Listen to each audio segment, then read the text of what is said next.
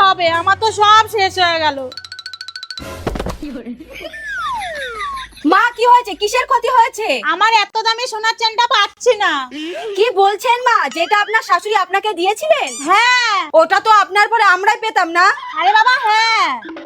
কি হয়েছে রে? আমাদের চেন না, মানে মায়ের শাশুড়ি দেওয়া চেনটা পাচ্ছে না। কি বলছিস? ওটা তো পরে আমরাই পাবো। মা আপনি আপনার আলমারিটা ভালো করে দেখেছেন? হ্যাঁ। তাও আমি একবার গিয়ে দেখে আসি। মা দিদির ঘরে শোকেসটা দেখেছেন? না। থাক আমি দেখে আসছি। কোনোভাবে দিদি শোকেসে ঢুকে যায়নি তো? এ ভগবান, তাহলে তো ওটা ওর হয়ে যাবে।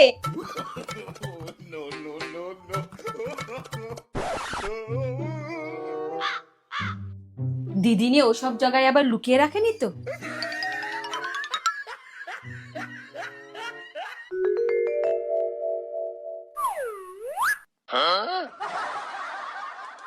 এসব কি? সারা বাড়িতে তোমরা কি করেছো? দেখো না, মায়ের সোনার চেনটা পাচ্ছে না। হায় রে, চেন খোঁজার জন্য তোমরা সারা বাড়ির এই অবস্থা করেছো? আরে আমাদের ওই নতুন জমিটা কেনার সময় মা ওই চেনটা দিয়েছিল বন্ধক দিয়ে টাকা আনার জন্য।